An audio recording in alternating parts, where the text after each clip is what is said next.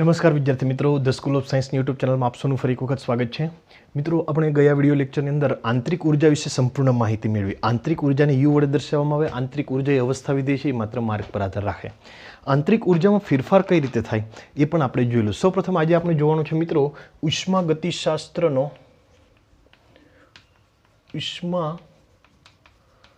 ગતિશાસ્ત્રનો શૂન્યનો નિયમ આપણે જોઈ ગયા.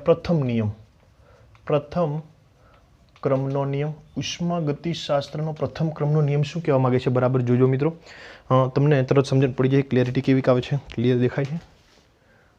ફોકસ કરી દે એકવાર. ઓકે, ચાલો. ઉષ્મા ગતિશાસ્ત્રનો પ્રથમ ક્રમનો નિયમ. મિત્રો, આપણને ખબર છે કે આંતરિક ઉર્જા જે છે, આંતરિક ઉર્જાને યુ વડે દર્શાવવામાં આવે. આંતરિક ઉર્જાને શાના વડે દર્શાવવામાં આવે? આંતરિક ઉર્જાને યુ વડે દર્શાવવામાં આવે. અને આંતરિક ઉર્જામાં ફેરફાર બે રીતે થાય છે. કઈ બે રીતે? તો કે તમારે આંતરિક ઉર્જામાં આપણે ગઈકાલે એક નળાકાર પાત્ર લીધેલું પિસ્ટનવાળું, એને તમે નીચેથી ગરમી કરો, ઉષ્મા આપો તો પણ આંતરિક ઉર્જામાં ફેરફાર થાય. અને બીજું, તમે પિસ્ટન વડે ઉપરથી ધક્કો મારો તો પણ એની આંતરિક ઉર્જામાં ફેરફાર થાય. પિસ્ટન વડે ધક્કો મારો એટલે કાર્ય કરવું. તો આંતરિક ઉર્જામાં મિત્રો બે રીતે ફેરફાર થાય. નંબર 1 ઉષ્મા આપીને, અને નંબર 2 કાર્ય કરીને. કાર્ય દ્વારા અને ઉષ્મા દ્વારા, બે પ્રકાર દ્વારા આંતરિક ઉર્જામાં ફેરફાર થઈ શકે. બીજું મિત્રો, આપણે આંતરિક ઉર્જાના ફેરફારને ડેલ્ટા યુ વડે દર્શાવીએ. ધારો કે ડેલ્ટા યુ બરાબર આંતરિક ઉર્જાનો ફેરફાર. આંતરિક ઉર્જાનો ફેરફાર ડેલ્ટા ક્યુ એટલે ઉષ્માનો ફેરફાર. અને ડેલ્ટા ડબલ્યુ એટલે કરેલું કાર્ય. જો આ ત્રણેય આમ હોય તો આપણે ડેલ્ટા ક્યુ બરાબર delta U plus delta W. Delta Q બરાબર delta U plus delta W એને આપણે ઉષ્મા ગતિશાસ્ત્રનો પ્રથમ ક્રમનો નિયમ કહેવામાં આવે છે. એ શું કહેવા માંગે? ડેલ્ટા ક્યુ એટલે આપેલી ઉષ્મા, ડેલ્ટા યુ એટલે આંતરિક ઉર્જાનો ફેરફાર, અને ડેલ્ટા ડબલ્યુ એટલે કાર્ય. એટલે અહીંયા તમારું ક્લિયર થઈ જાય કે ભાઈ ઉષ્મા અને આંતરિક ઉર્જાનો ફેરફાર સમાન નથી, અલગ અલગ છે. ઉષ્મા અને આંતરિક ઉર્જા અલગ અલગ છે. મેં તમને ગઈકાલે પણ કીધેલું કે કોઈ તંત્ર આંતરિક ઉર્જા ધરાવી શકે, ઉષ્મા ન ધરાવી શકે. કોઈ તંત્ર આંતરિક ઉર્જા ધરાવી શકે, કાર્ય ન ધરાવી શકે. કાર્ય થાય, આંતરિક ઉર્જાનો ફેરફાર આંતરિક ઉર્જા ધરાવી શકે, ઉષ્મા આપણે આપીએ અથવા તો એમાંથી લઈ શકીએ. તંત્ર પર કાર્ય થાય અથવા તો તંત્ર દ્વારા કાર્ય થાય, એવું આપણે કહી શકીએ. ચાલો, તો અહીંયા તમને એ ક્લિયર થઈ ગયું છે. ઉષ્મા ગતિશાસ્ત્રનો પ્રથમ નિયમ કહેવામાં આવે. આને ઉષ્મા ગતિશાસ્ત્રનો પ્રથમ ક્રમનો નિયમ કહેવામાં આવે. એક નિયમ શું કહેવા માંગે? તો કે તમે જેટલી ઉષ્મા આપશો, જેટલી ઉષ્મા તંત્રને આપશો, એમાંથી થોડીક ઉષ્માનું એ આંતરિક ઉર્જામાં ફેરફાર કરશે અને થોડીક ઉર્જાનું એ શામાં રૂપાંતર કરશે? કાર્યમાં રૂપાંતર કરશે. અને આવી રીતે પણ લખી શકાય. આંતરિક ઉર્જાનો ફેરફાર એટલે શું થશે? તો કે ભાઈ જેટલી ઉષ્મા માઇનસ ડેલ્ટા ડબલ્યુ બરાબર ડેલ્ટા યુ. આ ડેલ્ટા ડબલ્યુને આ બાજુ લાવો તો આંતરિક ઉર્જાનો ફેરફાર એટલે શું? તમે આપેલી ઉષ્મા માઇનસ કરેલું કાર્ય. તમે આપેલી ઉષ્મા, તમે જેટલી ઉષ્મા આપો એમાંથી કાર્ય તમે બાદ કરી લો તો એ શું થઈ જાય? આંતરિક ઉર્જાનો ફેરફાર થઈ જાય.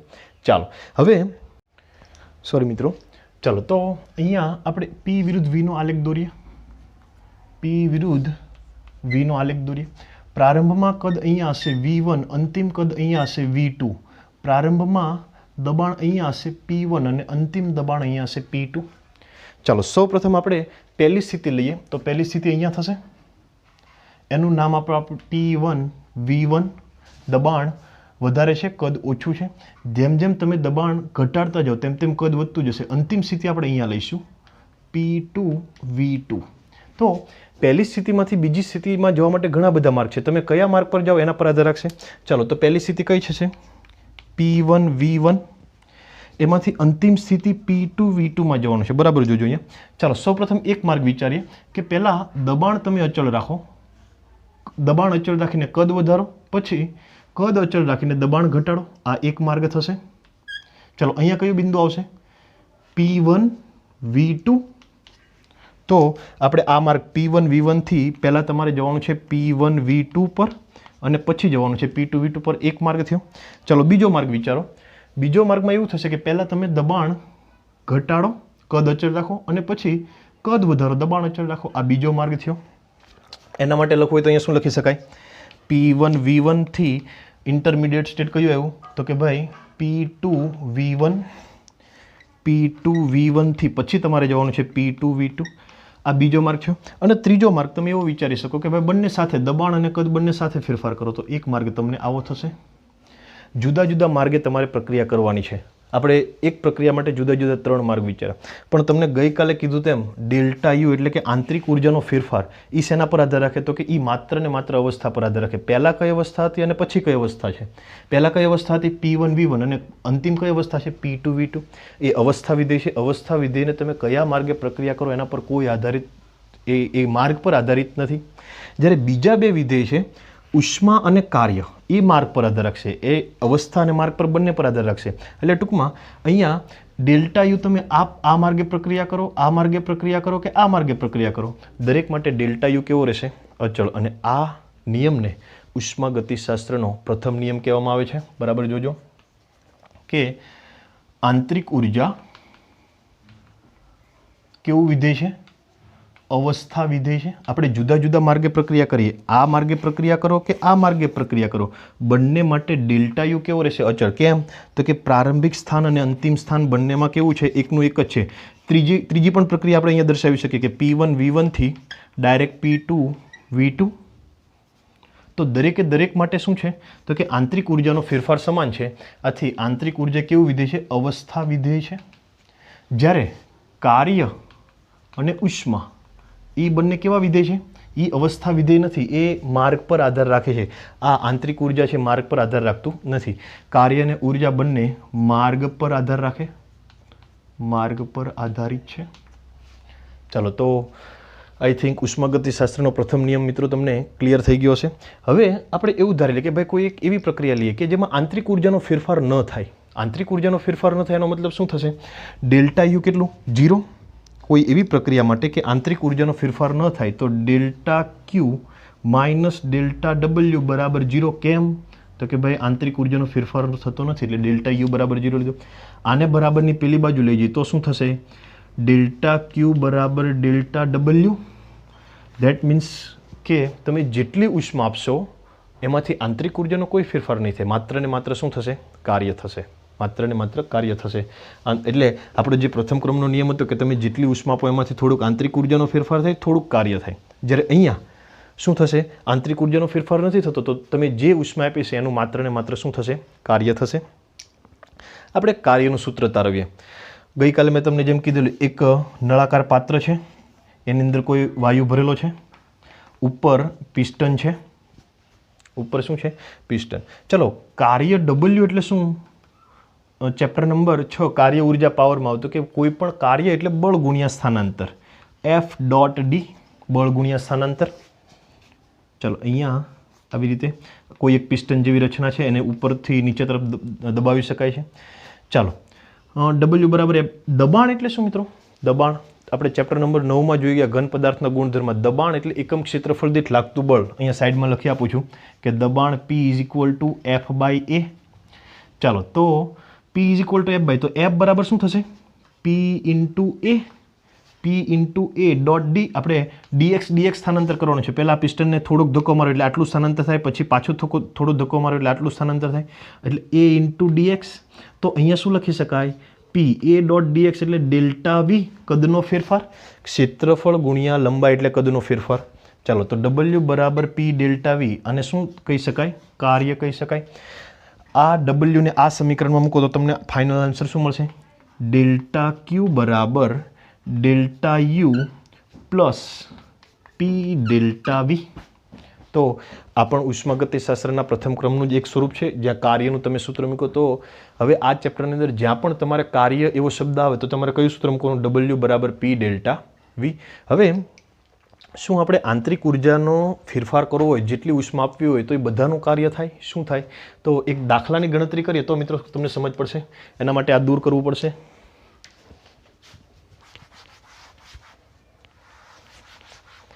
આપણે અગાઉ જોઈ ગયા તે પ્રમાણે તમારી પાસે 1 ગ્રામ પાણી છે.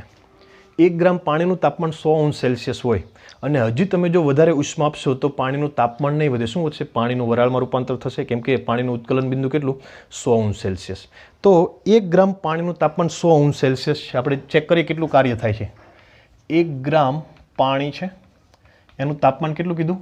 100°C કીધું. બરાબર જોજો. હવે આપણે પાણી 1 ગ્રામનું 1 ગ્રામ જ રાખવાનું છે અને એને ઉષ્મા આપીને પાણીનું શેમાં રૂપાંતર કરવાનું છે? વરાળમાં. અને તાપમાન કેટલું થશે? 100°C થશે.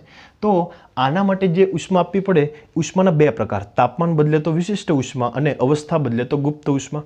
અહીંયા શું બદલે છે? તાપમાન બદલે કે અવસ્થા? તો કે ભાઈ પહેલાં પાણી સ્વરૂપમાં હતું, પ્રવાહી સ્વરૂપમાં હતું, પછી વરાળ સ્વરૂપમાં થયું, તો અવસ્થા બદલી. અવસ્થા બદલશે તો કઈ ઉષ્મા આવશે? ગુપ્ત ઉષ્મા. તો ગુપ્ત ઉષ્માનું સૂત્ર શું આવે? Q બરાબર ml, MLF કે MLV.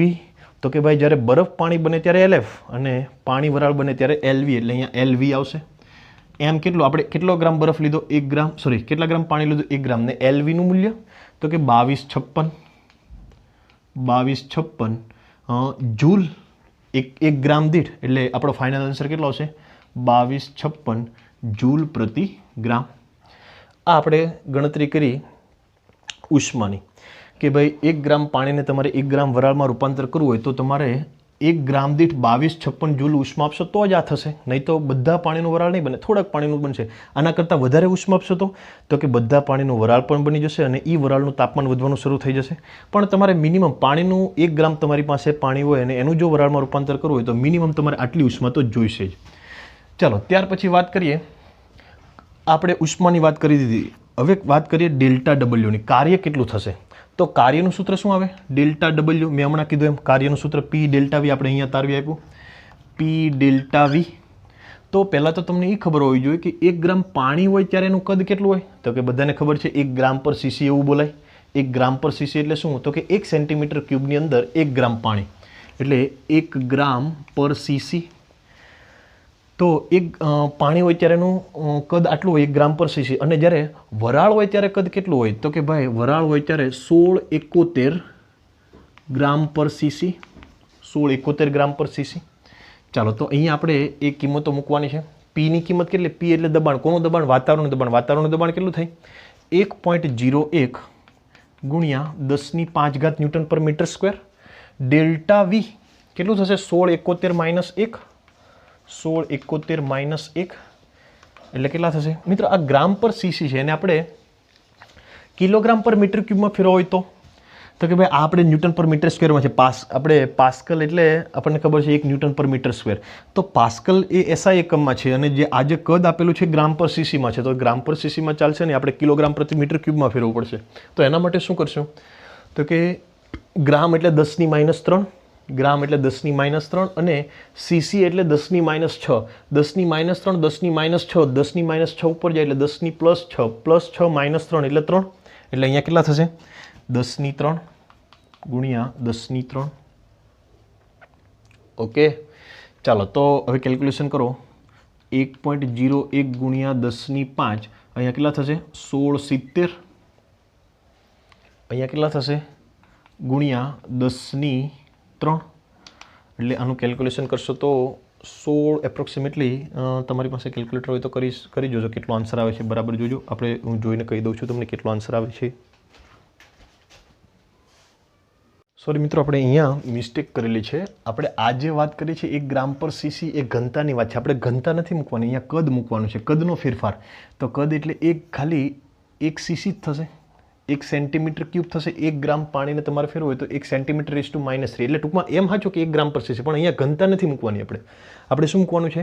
માત્ર ને માત્ર કદ મૂકવાનું છે. એટલે અહીંયા આવશે ગ્રામ નથી મૂકવાનું. એટલે અહીંયા આવશે 10⁻6 -6. એટલે આનો 1698 એવો આન્સર આપેલો છે મિત્રો. 1698 ગુણ્યા 10⁻1 એટલે કેટલા થશે? 169.8 જૂલ થશે. 169.8. મિત્રો આની તમને ગણતરી તમને નીચેની જે આપણે જે PDF મોકલેલી છે, PDFમાં આની ગણતરી તમને આપી દીધેલી છે, એમાંથી જોઈ લેજો. બીજું કે 169.8 જૂલ છે. તો આપણે Q કેટલું આપેલું? 2256 જૂલ પર ગ્રામ. ડેલ્ટા યુ કેટલું? તો કે ખબર નહીં. ડેલ્ટા ડબલ્યુ કેટલું? 169.8.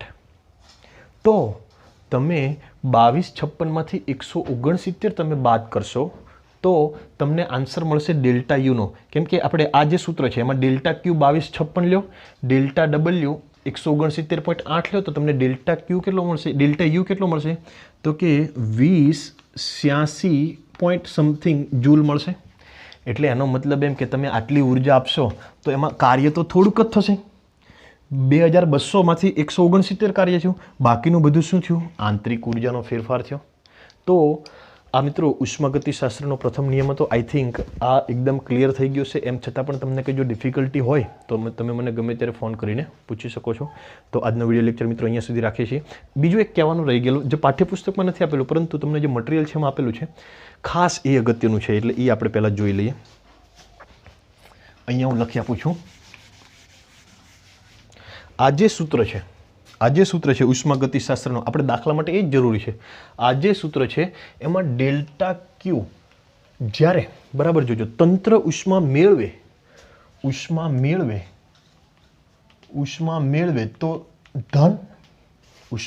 તો ધન, અને ઉષ્મા ગુમાવે, તંત્ર ઉષ્મા ગુમાવે તો તમારે ડેલ્ટા ક્યુની કિંમત કેવી લેવાની, ઋણ.